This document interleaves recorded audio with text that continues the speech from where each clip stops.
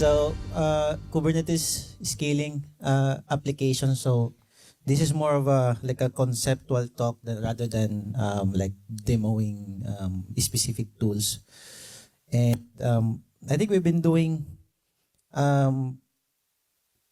have been a part of like a couple of projects in my past experiences, and they were mostly small scale applications, monolithic if you want to call it that. And I think there's one project that gained product traction or market fit, and that's the time when we started to like think about things, how to scale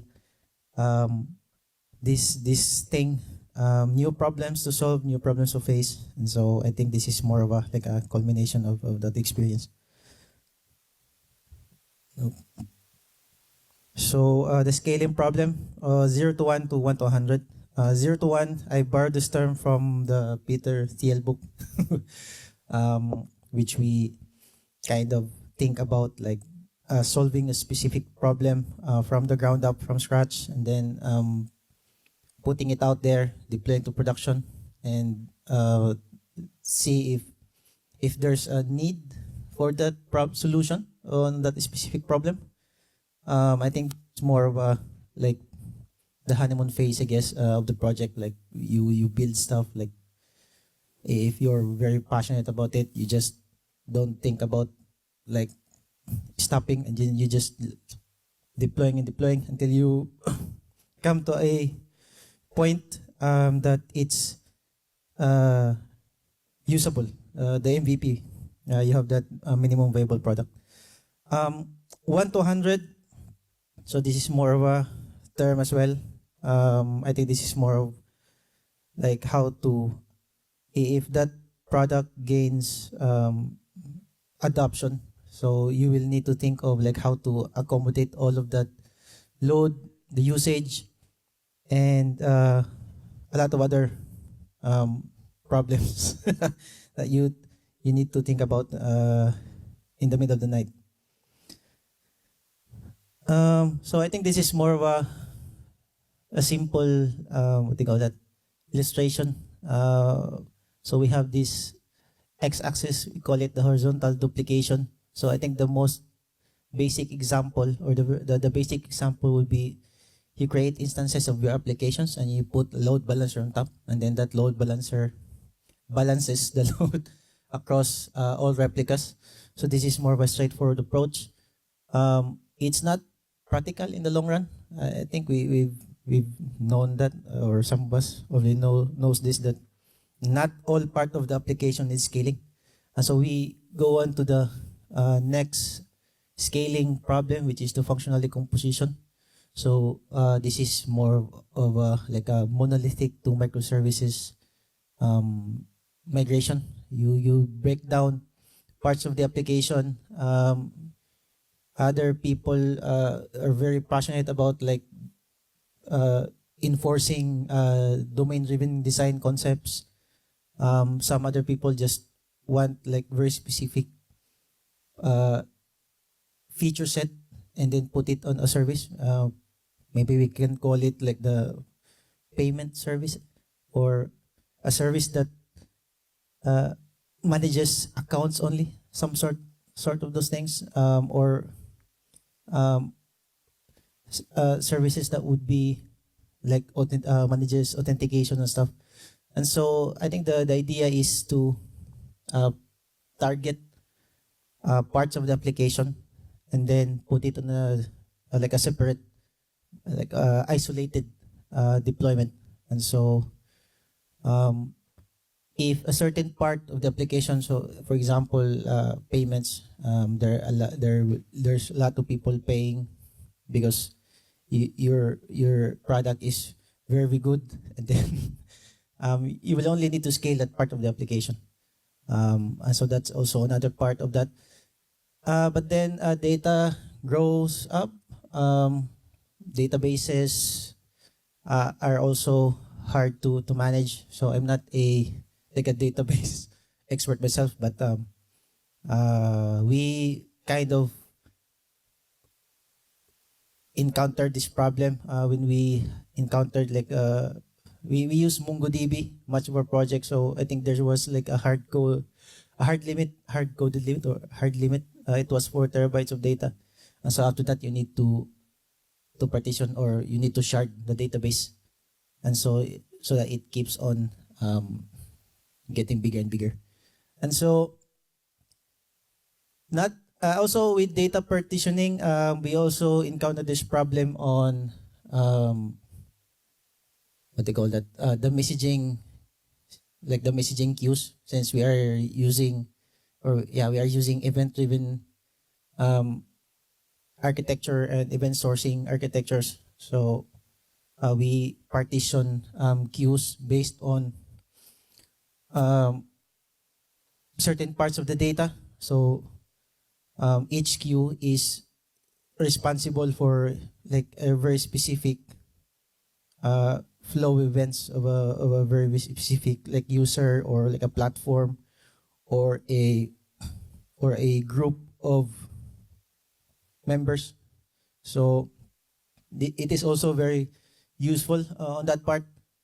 So I think we've kind of implemented these three on a certain project, and right now it's working, but we're still having a lot of problems down the road. Like so for event sourcing, it's more of a like a contention problem if you have like a big aggregate.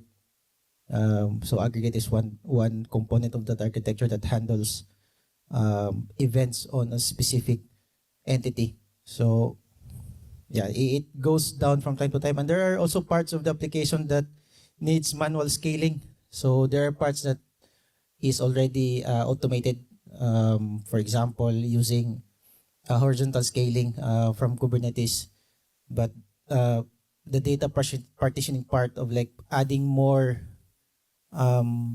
partitions, queues, it's more of a manual, needs manual intervention for now.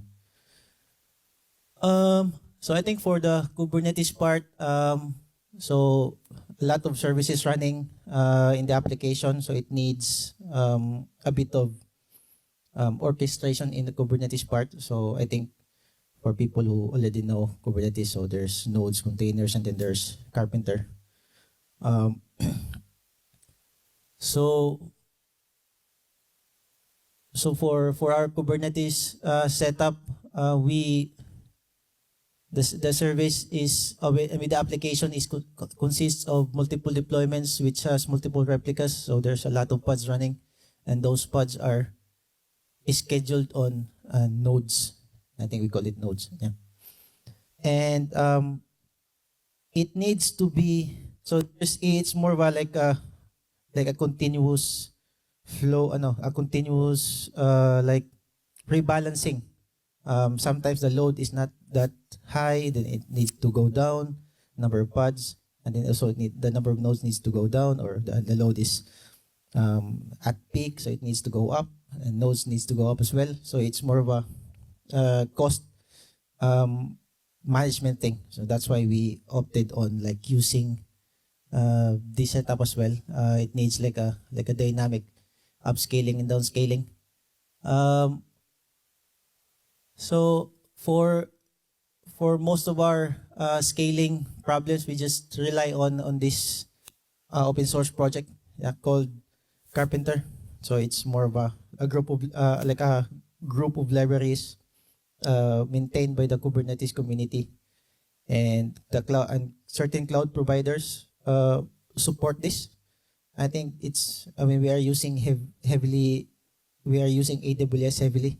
So they have their own support for Carpenter. Azure, I have seen one. Google Cloud, no, they have not. I haven't seen them like maintained actively in their own Carpenter implementation. So for AWS, so Carpenter is actively maintained. So we opted on that one. So what it does is just it waits for pending pods, and then it creates nodes, and then it assigns pods on those nodes. But it's more of a like an optimization thing.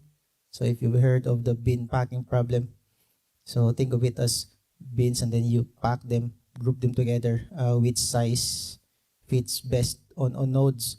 And so there are times that some nodes are underutilized and some nodes are overutilized. So Carpenter continuously rebalances the cluster, making sure that the pods and the nodes are grouped or assigned perfectly.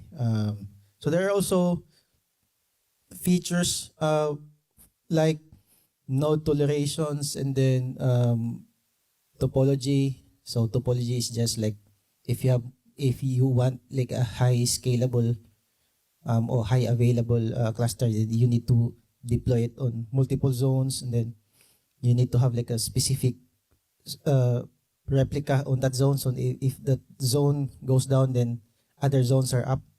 So I think those are standard practice, like making sure that it's always up, high availability, fault tolerance, and as well as making the application reliable in terms of like an unpredictable load.